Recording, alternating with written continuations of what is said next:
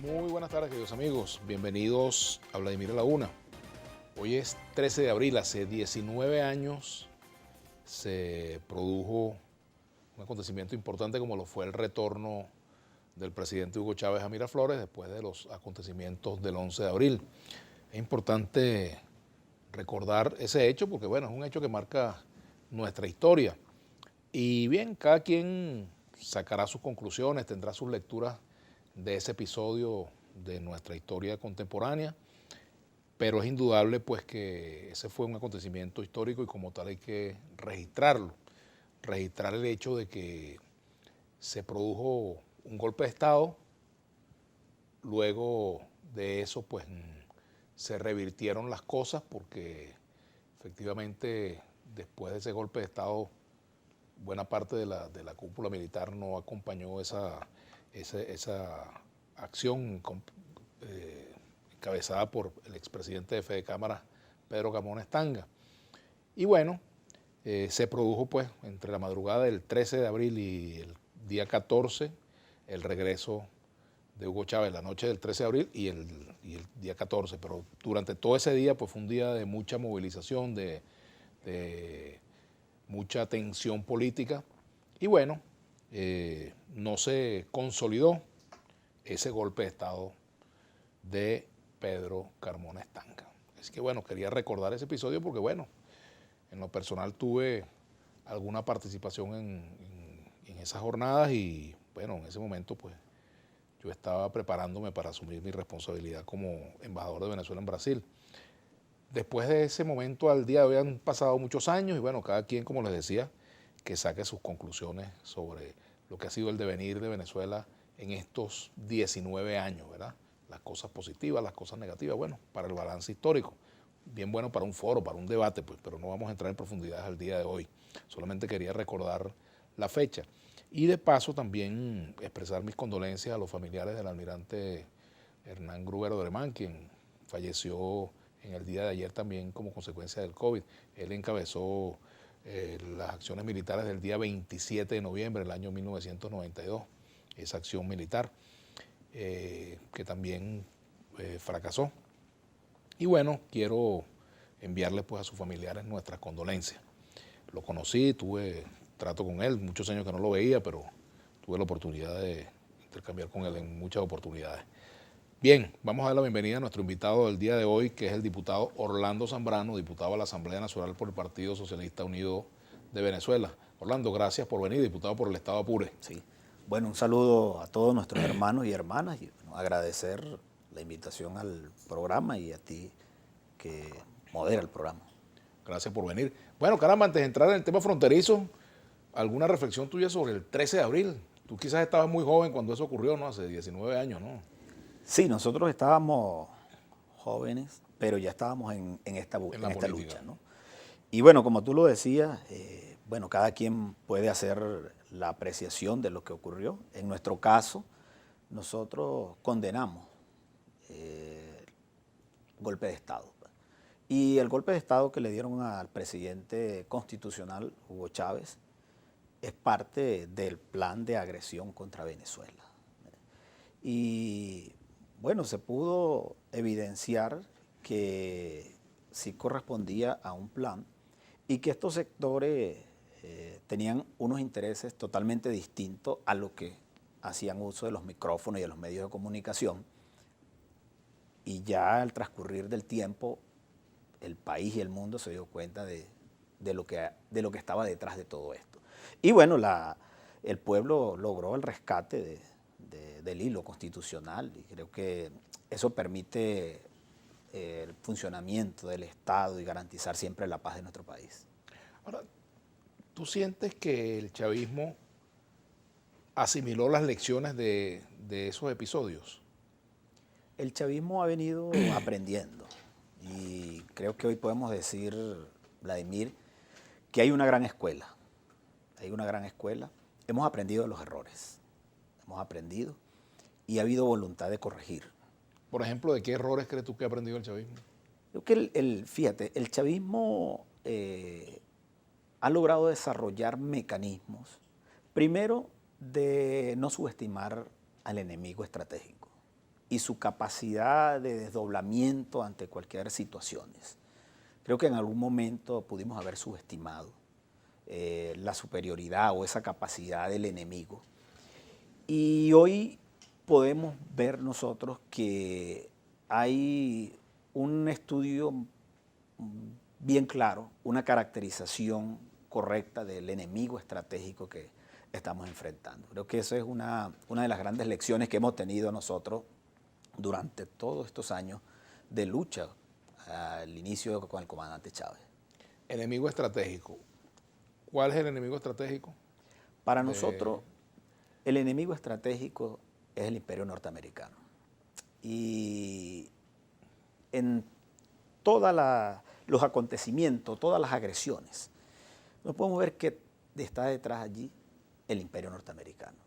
Tal ocurrió el golpe de Estado, paro petrolero, magnicidio, el intento de asesinato del presidente Nicolás Maduro, las operaciones encubiertas, la incursión de grupos paramilitares y narcomercenarios, forma parte de este plan, así como también lo que podemos nosotros denominar ahorita la guerra económica, o toda esta agresión a través de los mecanismos como es el bloqueo financiero, como es el bloqueo económico, para buscar presionar.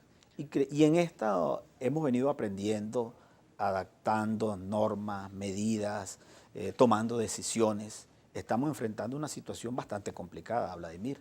Y el Estado venezolano está actuando en el marco de las normas, defendiéndonos frente al bloqueo, buscando formas de resolución, de atención de manera permanente a la población venezolana y develando los planes que se han mantenido.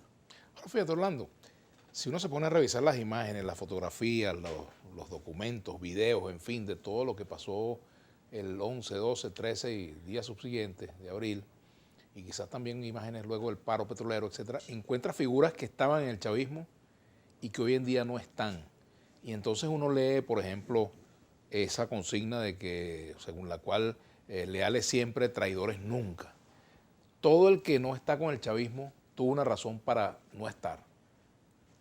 El denominador común es la traición, o no habrá detrás de eso descontento, el hecho que no se continuó con el proyecto constitucional que se aprobó en el año 99, la falta de espacio para la crítica o cualquier otra razón. ¿Cómo le ves tú eso? Fíjate, Vladimir, aquí ha habido espacio para la crítica. Y quien se ha distanciado del proyecto tiene sus razones, pero también el país se da cuenta cuál era su comportamiento. Porque personas que estuvieron de este lado del proceso hoy son instrumentos del imperio para agredir. Unos se han ido y están en sus casas. Otros se han ido a formar parte del plan de agresión contra Venezuela, continuada. Vamos nosotros a hablar de Rafael Ramírez, podemos hablar de Christopher, podemos hablar de Rodríguez Torres, podemos hablar del Pollo Carvajal, figuras que han estado en espacios importantes y no están porque tomaron la decisión y fueron captados por el imperio norteamericano. Porque es que, Vladimir, el imperio hace su trabajo siempre para dividir, y eso no es nuevo, lo han aplicado en Nicaragua, en otros países, lo han aplicado. Buscar dividir las fuerzas del chavismo, en este caso dividir la Fuerza Armada, captan, lo convierten en instrumentos y ahí están, pues. Ahí están declarando y formando parte del plan de agresión contra nuestro país. Eso lo condenamos nosotros, eso lo condenamos. Porque no es que no se permita hacer una crítica, aquí se permite hacer una crítica y tú la puedes hacer en los espacios del partido, en los espacios asamblearios. Ahora, cuando tomas la decisión de incorporarse y formar parte del plan que dirige el enemigo estratégico contra Venezuela, te vas a esa fila y agredes a Venezuela, eso es traición. Ahora fíjate, hay matices porque no todo el que está en la oposición está de acuerdo con invasiones, o todo el que estuvo en el chavismo que salió de ahí está de acuerdo con invasiones o con agresiones armadas o con la conspiración violenta para derrocar al gobierno, por ejemplo. Son matices. Me gustaría hablar de esos matices y, por ejemplo, casos como el del Partido Comunista, que por cierto está representado por un diputado en la Asamblea Nacional. Y después vamos a entrar también en materia fronteriza, que me interesa que abordemos porque tú eres del Estado puro y tú eres Así es. Conocedor de la frontera venezolana y de lo que estaba pasando en estos días. Y además eres miembro de la Comisión de Política Interior de la Asamblea. Ya venimos con Orlando Zambrano. Bueno, continuamos con Orlando Zambrano.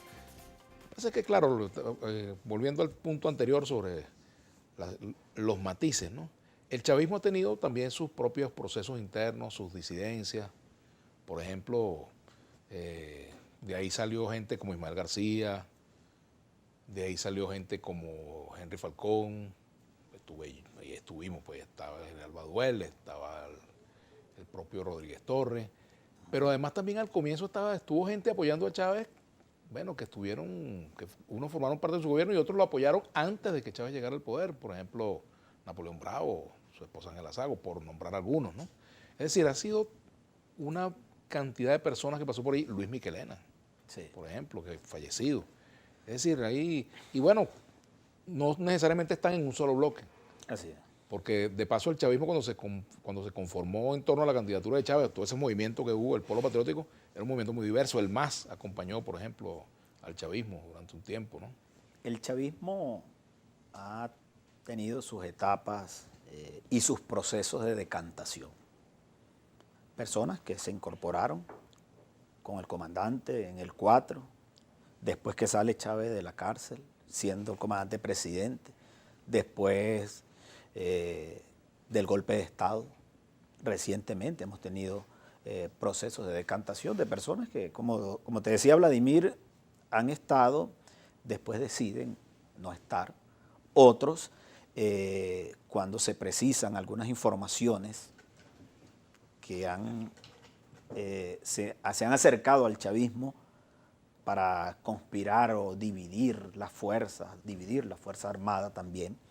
Entonces, bueno, se toman decisiones, y lo hablo a nivel nacional y a nivel regional. Y vamos a decir, nosotros tenemos, en este caso, el Partido Socialista Unido de Venezuela, que tiene sus instancias del Congreso. Recientemente nosotros celebramos una sesión del Congreso del partido, precisamente para ir fortaleciendo estos debates, estas discusiones.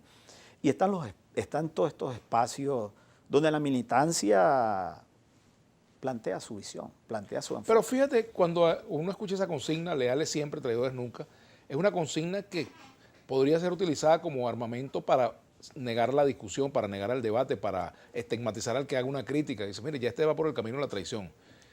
No, hay militantes que han hecho su crítica a nosotros, hablando en términos muy particulares, hemos hecho críticas y se han escuchado, se han recogido y están los espacios democráticos.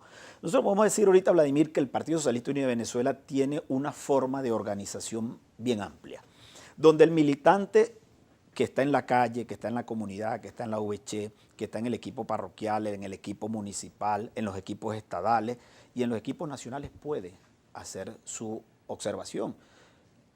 Puedes enviar una nota, o también se envían mensajes de texto, o también en las reuniones permanentes que se hacen, se exponen los puntos de vista. Ahora, eso es un congreso que no termina nunca, que es casi que permanente. ¿Cómo puede un partido tomar sus decisiones así con un congreso que está abierto durante un tiempo indefinido, que no tiene una fecha de comienzo y una fecha de terminación, digamos, preestablecida? Comienza el 10 y termina el 12 o el 13. Lo complicado, Vladimir, es que un partido no haga congreso y no escucha a la militancia. Eso sería complicado. En este caso, se apertura el congreso, se mantiene la discusión, está abierta, se escuchan los puntos de vista y te puedo decir, se han dado debates interesantes de punto de vista. Por eso te decía, venimos en un proceso de decantación, un proceso, podemos decir, de definiciones de orden estratégico, del rumbo del partido, del rumbo de la revolución, y nosotros ratificamos la vía propuesta por el comandante Ahora, Chávez. hay corrientes en el PSUV hoy en día, corrientes definidas, digamos. Una corriente más de izquierda que otra, una corriente más de centro, una corriente hacia la derecha, una corriente en lo económico más hacia el estatismo, otra más neoliberal, otra más hacia economía mixta. Hay corrientes marxistas, unas que no lo son. ¿Cómo es eso allí hoy?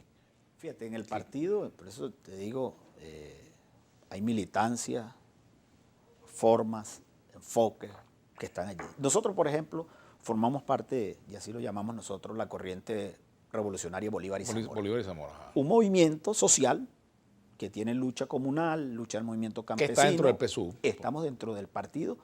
Y los aceptan como corriente. Y somos muy respetados, muy respetados. Y nos reconocen.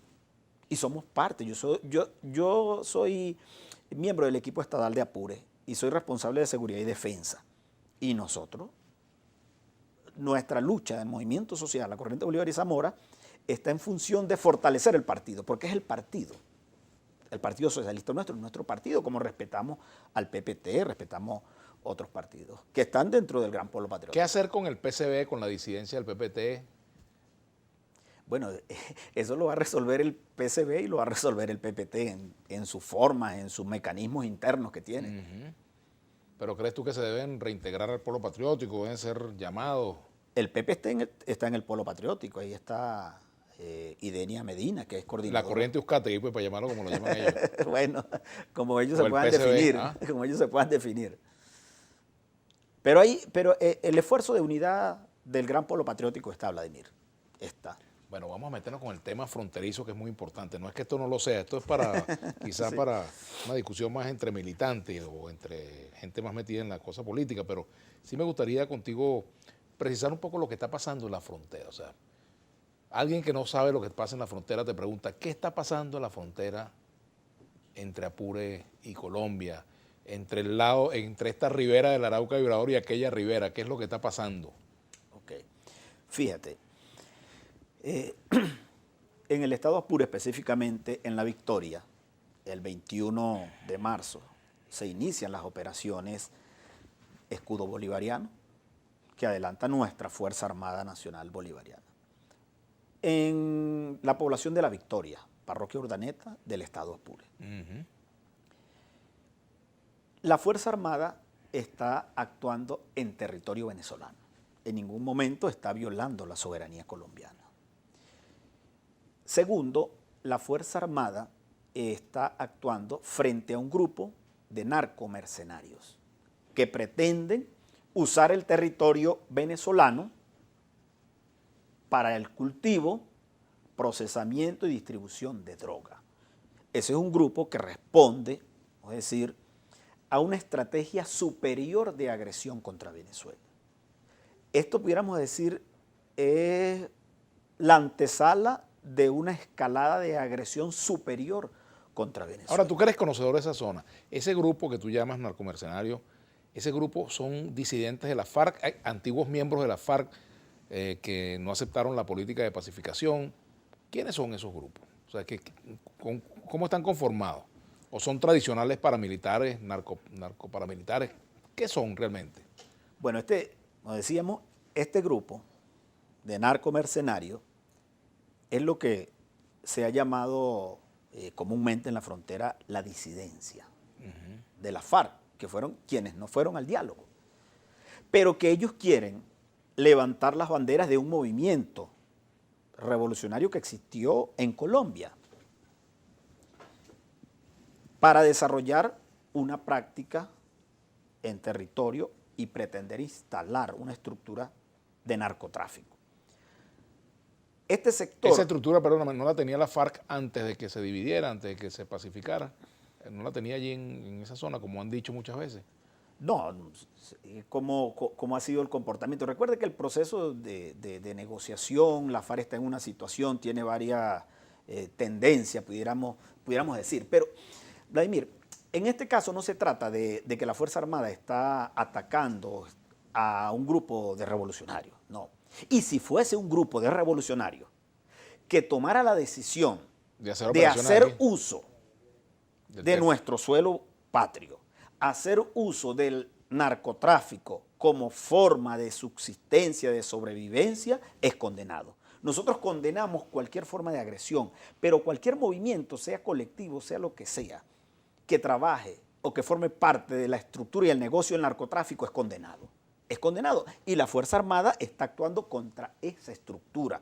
Fíjate, Vladimir, para que tú veas en estas nuevas formas de agresión, de guerra híbrida que se desarrolla contra Venezuela. captan a este grupo de la disidencia, lo usan para que inunde el territorio venezolano de droga, le permita tener recursos para seguir financiando ellos la agresión contra Venezuela. Dos mandados al mismo tiempo. Pero ese grupo está pidiendo, entiendo que hay un sector que está pidiendo diálogo con Venezuela, con el gobierno de Venezuela, uno de esos sectores armados. Bueno, pero es que es este sector, Vladimir, que han mandado unas notas de voz, unos audios. Pero eso forma parte de ese plan para confundir a la gente. Vamos a ampliar eso al regreso, Orlando. Ok, hermano. Orlando Zambrano, diputado de la Asamblea Nacional por el Partido Socialista Unido de Venezuela. Apure a la una, porque el hombre es de allá de Apure. Así mismo. Continuamos acá en Vladimir a la una con el diputado Orlando Zambrano, de la Comisión de Política Interior, conversando sobre la situación fronteriza. También hay algunos comentarios por acá al respecto, pero me gustaría insistir sobre todo en este tema, continuar con la explicación de lo que está pasando allí. Porque fíjate, se habla de operaciones de estos grupos guerrilleros, o devenidos en mercenarios, como tú has dicho, narcomercenarios, ¿verdad? Ahora, está comprobado, ustedes tienen elementos de inteligencia que les permita comprobar que efectivamente existe una vinculación entre, por ejemplo, el gobierno de Colombia y estos grupos, por ejemplo. Bueno, fíjate. O entre el narcotráfico y estos grupos. Fíjate. Que son disidentes o dicen ser disidentes. Fíjate algo, ¿no, Vladimir? Lo de la Victoria Apure, es una agresión contra Venezuela, una operación que lleva varios elementos, varios componentes de la estrategia. Por un lado, el frente militar, el frente político, el frente comunicacional y el diplomático. Todo se articula.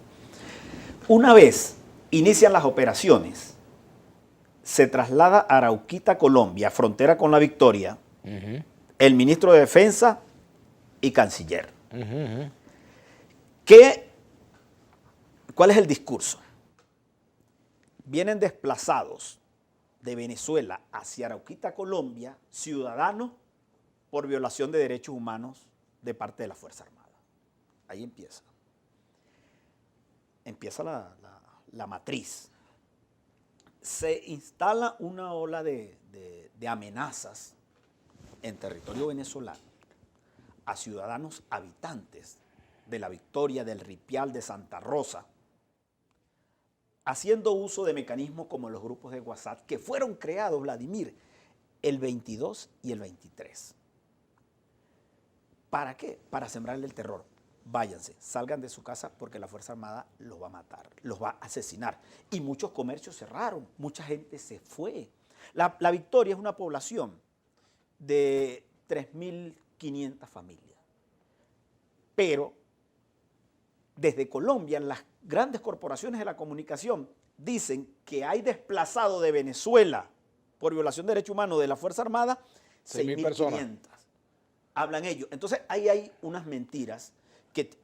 Ahora, pero Orlando, pero fíjate, con respecto a esta situación de violación de derechos humanos, hay una ciudadana que graba un video de Colombia denunciando que sus familiares, hermanos, su papá, etcétera, fueron detenidos, le fue allanada su residencia, los mataron y los uniformaron de guerrilleros y acusan al FAES de eso. Tú tienes que haber visto ese video, ¿verdad? De esa ciudadana. Fíjate. Ahora, esa ciudadana tú la conoces, ustedes la conocen, pobladora, han determinado que efectivamente es una ciudadana venezolana, han determinado que esa acusación tiene algún basamento, están investigando eso, porque es una acusación muy grave, ¿no? Nosotros, que de hecho, de ser cierta, perdóname, se parecería a lo ocurrido en el Amparo, ¿no? Con los pescadores, ¿no? Si fuese así, como se está denunciando.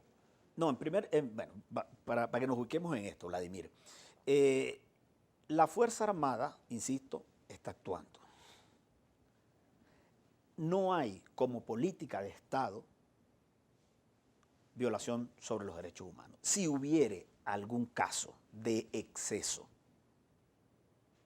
por parte de algunos funcionarios, ya incluso el Ministerio Público designó unos fiscales nacionales. Pero ustedes como diputados, tú como diputado de la zona, ¿no has buscado a esas familias para conversar con ellos? Nosotros hemos conversado, Vladimir, fíjate. Con las familiares de las presuntas víctimas o de las víctimas. Sí, mira, te digo, nosotros hemos permanecido en La Victoria con el alcalde José María Romero, que es el alcalde del municipio Páez, y en coordinación con el gobernador Ramón Carrizal hemos permanecido. Y hemos hecho reuniones, visitas casa por casa a las familias, a las personas, escuchando. Pero yo lo que quiero, Vladimir, en primer lugar, que no hay una política de violación de derechos humanos por parte del Estado venezolano. Que forme parte de la campaña, por eso te decía, esta operación... La mejor manera de que eso se ratifique, perdóname Orlando, es que eso se investigue.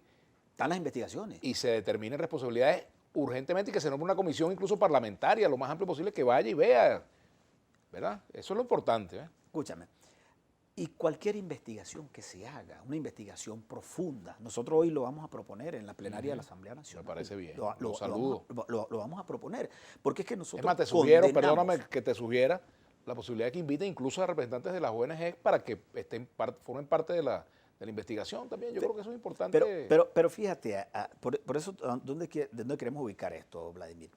Cuando te hablamos de los componentes del frente militar, del frente político, del frente mediático y el diplomático, ¿cómo lo vienen trabajando? Fíjese algo, en lo militar, las acciones que han hecho este grupo de narcomercenarios, uno, la colocación de minas antipersonales, la voladura del CENIAT, la voladura de puestos militares y la voladura de una camioneta de Corpoelet. ¿Cuál es el componente de estas acciones? Sembrar el terror en la población, sembrarla. Y generar condiciones para una escalada superior del conflicto contra Venezuela. Y por eso entonces salen dirigentes del Estado colombiano, como la canciller, como la vicepresidenta, como el ministro de Defensa, a mantener la tesis de la violación de derechos humanos. Pero también salen funcionarios del Departamento de Estado. Ahora, yo te digo algo. A esos no lo hemos escuchado, Vladimir, denunciar la colocación de minas antipersonales por parte de estos grupos. Que es una cosa aberrante. Que es una cosa yo no estoy de acuerdo. Y además eso ha sido prohibido por el convenio de eso Viena. Está prohibida la colocación de minas, por prohíbe. supuesto. Prohíbe el uso, pero nadie ha salido, por ejemplo, ninguna ONG. Ahora, fíjate que lamentablemente eso lo han usado los grupos paramilitares y también lo ha usado la guerrilla. O sea, eso es terrible, eso nadie puede acompañar el Entonces, uso de esas armas. Cuando tú colocas minas antipersonales donde vas a afectar a la población, ¿cuál es el objetivo? Ahí no hay ninguna causa. Obviamente, ahí no hay ningunos principios.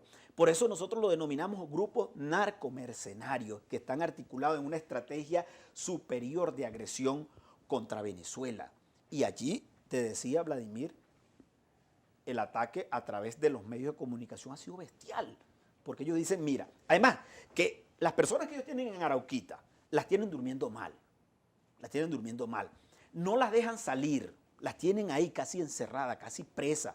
¿Por qué? Porque eso es un negocio para ellos decir, tenemos 6.000 familias desplazadas, necesitamos tantos recursos. O sea que los venezolanos que están en Arauquita están expresos por el gobierno colombiano. Los tienen allá. ¿Cuántos más o menos? Los tienen en cancha, fíjate. Para Arauquita. Vamos a hablar de eso al regreso, tengo que hacer la pausa porque me están haciendo señas por aquí. Ya regreso. Continuamos con el diputado Orlando Zambrano. Aquí hay comentarios, @pernidajf. En la frontera entre Venezuela y Colombia siempre ha habido tráfico de drogas, secuestros, vacunas y hechos delictivos de diversa índole. La FARC, el ELN, paramilitares y delincuencia común operan allí y eso se ha incrementado en los últimos 22 años. ¿Qué opinas de ese comentario? Mira, la realidad de todas las fronteras del mundo son muy complejas. Corrupción. Es una realidad de todas las fronteras. Y podemos ver la frontera México con Estados Unidos para que veamos lo que allí ocurre. Ahora, la actuación de nuestra Fuerza Armada allí va en esa dirección de defender el territorio, de responderle contundentemente a los grupos que quieren hacer de nuestro territorio un negocio apetecible para ellos. Sean como se llamen, disfrácese como se disfrace, pero hay una actuación contundente de la Fuerza Armada. Ahora, hay una hipótesis que ha surgido, que uno lee, según la cual el problema es que la Fuerza Armada venezolana se involucró en un conflicto entre la FARC y un grupo disidente, que por eso el ataque a ese grupo, mientras que a otro grupo, al de Santrich, sí le permiten estar. No. Después vimos una declaración de Diosdado diciendo que hasta Santrich le iban a responder si actuaba, ¿no? Insisto, ahí en la frontera se está actuando contra toda fuerza que pretenda usar el territorio venezolano. Si es una fuerza colombiana, allá tienen Colombia, allá tienen un conflicto, allá tienen sus razones y sus causas para enfrentar al Estado colombiano. bueno, adelante su trabajo. Nosotros en Venezuela tomamos la vía democrática. Ahora, y en el caso, por ejemplo, de fuerzas como la FBL, la Fuerza Bolivariana de Liberación, que actúa en el estado Barinas, por ejemplo. No, pero si hay las investigaciones, si hay los elementos, que se actúe. Los llamados boliches. Que se actúe. Que se actúe. Pero tú conoces la existencia de ese grupo. Bueno, mira, yo soy de la frontera, Vladimir. Y esos no son temas nuevos para nosotros. Obviamente. Los conocemos. Todos lo conocemos. Y esto puedo decir. Nosotros condenamos, sí. El propio Chávez incluso les advirtió que, que se desarmaran, que no tenían por qué estar actuando como grupo armado en medio de un proceso revolucionario, etcétera, etcétera. Nosotros la Fuerza Armada. No estamos de acuerdo que un grupo haga uso del territorio para actividades de narcotráfico. Eso no estamos de acuerdo y siempre lo vamos a condenar. Pasa, en esto, Vladimir, fíjate, esto es una situación bastante complicada, porque si nosotros revisamos las cifras acá, de la actuación del Estado venezolano frente al narcotráfico, son cifras importantes. Yo te pudiera decir, por ejemplo, un elemento. Colombia produce el 70% de la cocaína del mundo. Eso produce Colombia. Pasaron de 46.000 hectáreas de coca a 200.000 hectáreas. Pero hay otro elemento, Vladimir. El 79% de las bases militares estadounidenses en Colombia están ubicadas en los departamentos donde existen los mayores cultivos de droga. Acá existen. Pero para que veamos algo, aquí, Vladimir, que esto se trata de un negocio muy grande. Mira, para que tú veas esto. En el periodo 2005 a 2020, tras la expulsión de la DEA de territorio venezolano, se incautaron 813.5 toneladas de droga, lo que equivale a 30.000 millones de dólares incautados. Vamos a otro elemento. Venezuela ha destruido 438 laboratorios en 289 operaciones militares conjuntas de nuestra Fuerza Armada. Esto es un monto superior a 35.000 millones de dólares. Entonces, ahí está parte de la respuesta de la actuación del Estado colombiano, alineado con el imperio norteamericano, para agredir a Venezuela, porque hemos dado golpes importantes. Y esto contra este grupo de narcomercenarios en Apure no es nuevo. No es nuevo porque, fíjate, el 22 de febrero, Vladimir, se incautaron 460 panelas de cocaína en el municipio Pedro Camejo. A finales de enero, la Guardia detuvo a 2 mexicanos pertenecientes al cartel de Sinaloa en La Macanilla, Apure. ¿Qué estaban haciendo? ¿Qué estaban haciendo estos 2 mexicanos que son pertenecientes al cartel de Sinaloa? ¿Quiénes son estos ciudadanos? Jesús González Sevilla, Noel Olivas Beltrán, ambos de nacionalidad mexicana, pero también fueron 2 venezolanos, Ramón del Valle Urrieta Brito y Jorge Ramón Urrieta Navarro. ¿Dónde estaban? En La Macanilla. Ahí actuó la Fuerza Armada, febrero, enero. Después, en el medio Apure, se incautó unas toneladas de droga donde allí pues la Fuerza Armada actuó de manera contundente. ¿De quién era esa droga? De este sector. Entonces, por eso tenemos elementos, Vladimir, para decir que se trata de un grupo de narcos mercenarios que están al servicio del Estado colombiano.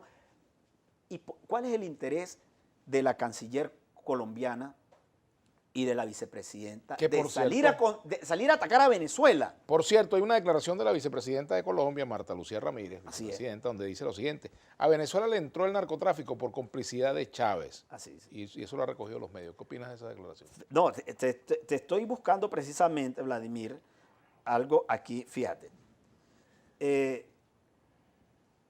Esa ciudadana que ataca a Venezuela, primero, no tiene moral. Segundo, forma parte del negocio del narcotráfico porque ella pagó 150 millones de dólares para liberar a su hermano. ¿Condenado por qué? Vínculos con el narcotráfico. Entonces, cuando nosotros denunciamos que Colombia es un narcoestado que impulsa 150.000 dólares, ¿será? Sí, 150.000 dólares. La parapolítica como un mecanismo para financiarse y para agredir a Venezuela.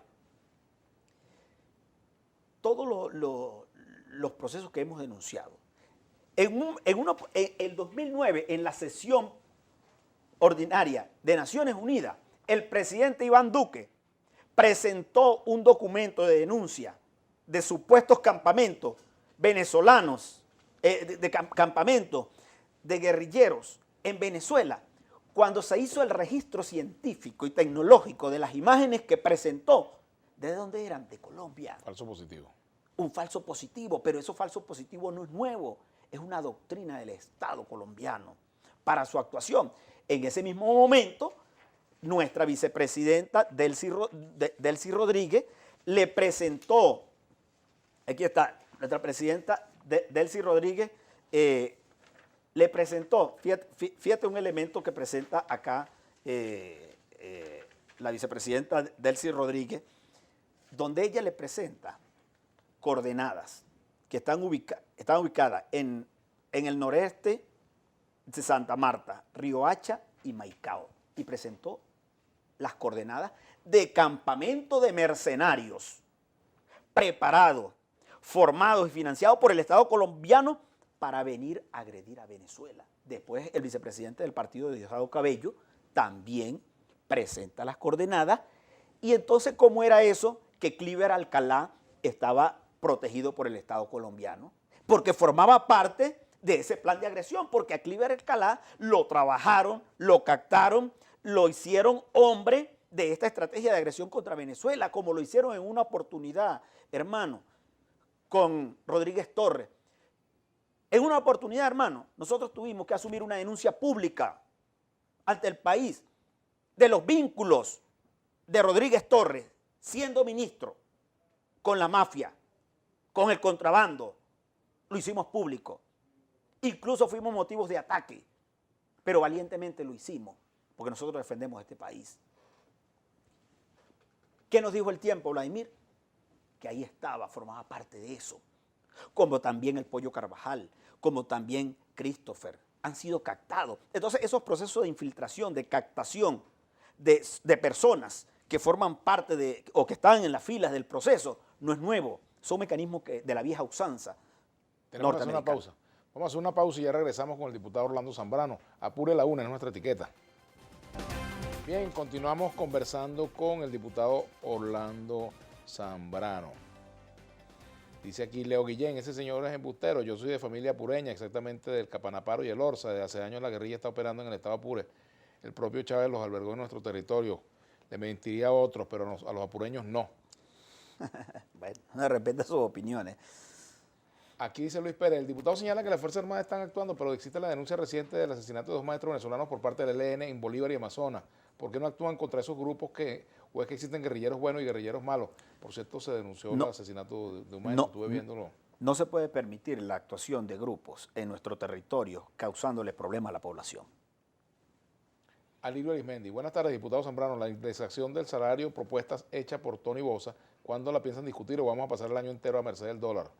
La Asamblea tiene la agenda legislativa y todas las comisiones están en discusiones. Ese es un tema importante. Aquí dice Néstor Alfonso, ¿por qué Jorge Rodríguez sigue actuando como ministro de Información? ¿Es que acaso no confía en el nuevo titular? Yo no puedo responder eso.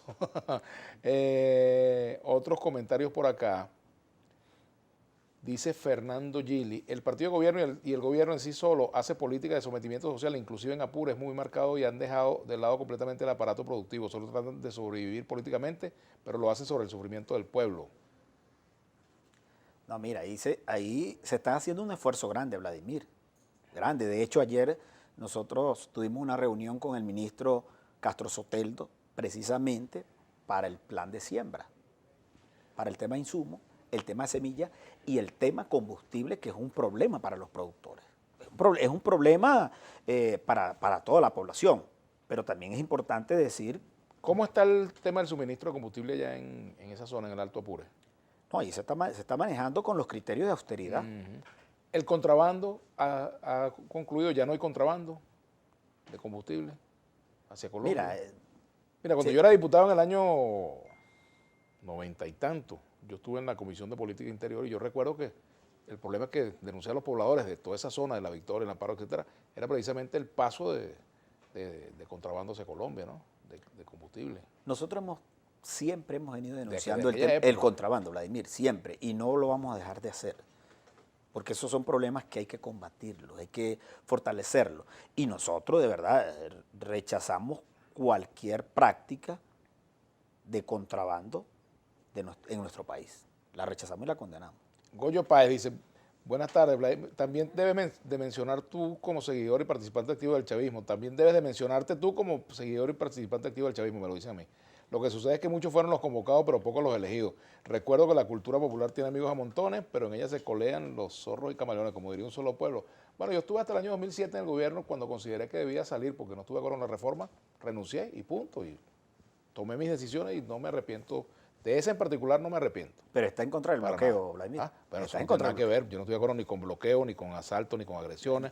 Pero estoy de acuerdo con que se aplique la Constitución tal y como la Constitución existe. No estoy de acuerdo con políticas que no vayan en consonancia con la Constitución. Y de eso podríamos hacer otro programa, por ejemplo, ¿no?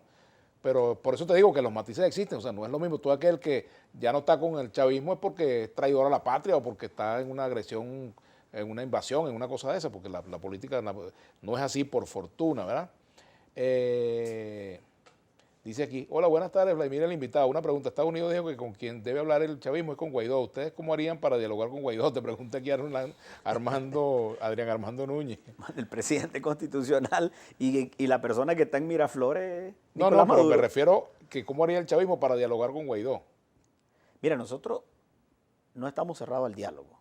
El chavismo no está cerrado. Si nos toca hablar con la administración de los Estados Unidos, hablamos, dialogamos. Siempre bajo el marco del respeto. ¿Ese escenario tú lo ves lejos, cercano, mediano?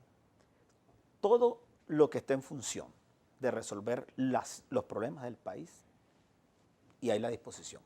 Lo ha manifestado el presidente Nicolás Maduro. Luis Méndez, buenas tardes. ¿Usted podría asegurarnos que los organismos de seguridad venezolanos no se han involucrado con la guerrilla fronteriza y bandas de narcotráfico para obtener beneficios económicos? Mira, Vladimir, este es un tema bastante complejo, se lo digo. Y seguramente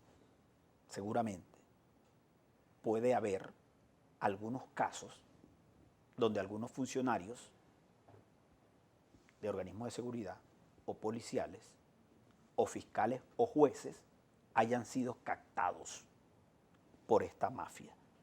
Porque es la economía del crimen, genera muchos dividendos y puedes tener facilidad de permear, de sobornar, de captar.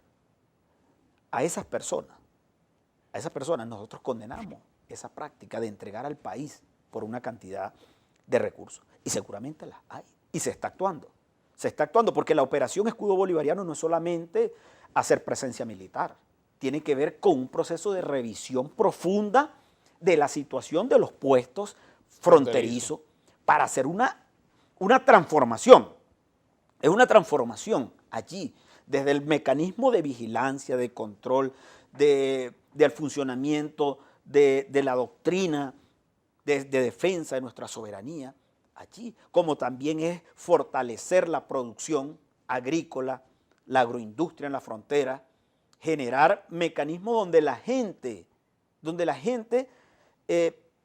hacer un proceso de repoblamiento. ¿En la frontera se ha hecho algo de eso? De repoblamiento de la frontera, nosotros lo estamos planteando. Nosotros creemos, Vladimir, que son escenarios importantes para seguir generando condiciones y dotar la zona de frontera de un plan estratégico de desarrollo. Un plan estratégico que podemos tocar, por ejemplo, un elemento, Vladimir, el elemento cultural, por ejemplo, que debemos trabajarlo fuertemente, como tenemos que trabajar el económico, incrementar nuestra frontera agrícola, fortalecer la producción. 2.219 kilómetros tenemos de frontera con Colombia nosotros. Seguramente es una frontera que no es tan fácil de controlarla. Vamos al uso racional del ejercicio del gobierno y de la política, porque bueno, es una frontera permeable. Entonces se pueden desarrollar algunas prácticas. Eso hay que condenarla. Hermano, nos topamos con la frontera del tiempo. Tenemos que despedirnos ya. Te agradezco mucho que nos hayas acompañado y volveremos a conversar, Orlando. Claro que sí. Por acá. De verdad, y agradecer a Globovisión. toda la gente del Estado Apure. Agradecer a Globovisión, al programa Vladimir y a todo el equipo de trabajo por la atención siempre. Muchas gracias. Gracias por haber venido y ustedes, queridos amigos, bueno, sigan en sintonía de Globovisión. Nos vemos mañana.